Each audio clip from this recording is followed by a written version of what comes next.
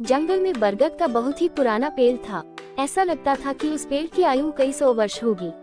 उस घने और लंबे चौड़े पेड़ पर अनेक रंग बिरंगे पक्षियों का समूह वास करता था। आने जाने वाले यात्री उस पुराने वट वृक्ष की छाया में आराम करते थे। गर्मी के दिनों में उसके नीचे बैठकर ठंडी ठंडी हवा का आनंद लेते थे। उस पेड़ पर एक कौवा भी रहता था। एक बार कौवा जब नगर की ओर जा रहा था तो उसने एक शिकारी को जाल फैलाए हुए देखा। वह समझ गया कि ये शिकारी उस वृक्ष के जानवरों को ही जाल में फंसाने आया है। उसने तुरंत उस वृक्ष पर रहने वाले सब पक्षियों को बता दिया कि भाइयों, होशियार हो जाओ, आज ये शिकारी अपना जाल बिछाकर हमें फंसाने आया है। इससे आज हमें बचना है।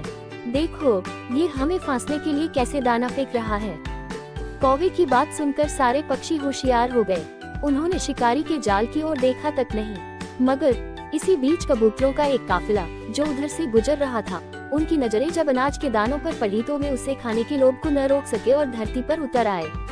शिकारी की चाल सफल हो गई। सारे कबूतर जाल में फंस गए। शिकारी इतने सारे कबूतरों को जाल में फंसा देखकर बहुत खुश हुआ। इधर वह शिकारी उन पक्षियों को जाल में फंसा देखकर खुशी खुशी वृक्ष की ओर से निकलकर आया ताकि इन्हें उठाकर ले जा सके। पक्षियों के राजा ने अपने साथियों से कहा, भाइयों, डरने से काम नहीं चलता। जब जान जा ही रही है तो हिम्मत से काम लेते हैं। मरने से तो अच्छा है कि हम बुद्धि और ताकत से काम लेते हुए इस जाल को ही ले उड़ें। फिर जो होगा देखा जाएगा। अपने राजा की आज्ञा पाते ही वे सारे कबूतर वहां से जाल समेत उड़ गए।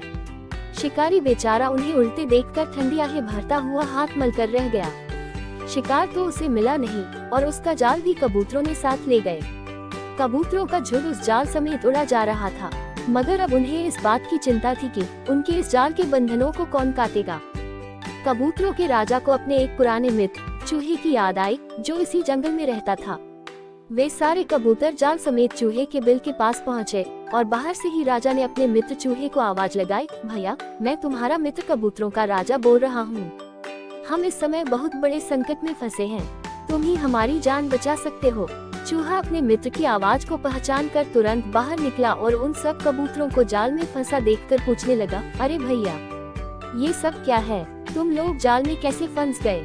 कबूतर बोला, मित्र, कभी कभी भूख प्राणी का इतना बुरा हाल कर देती है कि वह मौत को भी भूल जाता है। यही हमारे साथ हुआ है। अब तो पहले तुम हमारे ये बंधन काटो। पहले मेरी प्रजा को मुक्त करवाओ, इसके पश्चात मुझे मुक्त करना। चूहा कबूतरों के राजा से बोला, अरे मित्र, तुम राजा हो, पहले तुम्हें ही आजाद होना चाहिए। प्रजा को बाद में मुक्त करवाओ। कबूतर बोला, नहीं भैया, मैं राजा हूँ और राजा का यही कर्तव्य है कि वह अपनी प्रजा की पहले रक्षा करे और उन्हें शत्रु के हर आक्रमण से बचाए। मित्र, मुझे तुम्हारा भी पूरा ख्याल है। यदि जाल काटते हुए तुम्हारा एक भी दांत टूट गया तो मुझे सबसे अधिक दुख होगा। कहा भी गया कि सदाचारी सेवकों के दुखी रहते हुए जो राजा सुख भोगता है वह जीवन भर दुख भोगता है। चूहा बोला, मित्र, मैं कोई राजधर्म नहीं जानता, मैं तो केवल तुम्हारे लिए बंधन काट सकता हूँ। ये कहते हुए चूहे ने जाल को काटना शुरू कर दिया। वह एक एक रस्सी को काटने लगा। थोड़े ही समय में सब रस्सियाँ कट गयी। चूहे की कृपा से वे सब के सब कबूतर बंधन मुक्त हो गए। कबूतरों के राजा ने चूहे का बहुत बहुत धन्यवाद करते हुए कहा, मित्र, तुमने हमारा जीवन बचा लिया। किस मुंह से मैं तुम्हारा धन्यवाद करूं?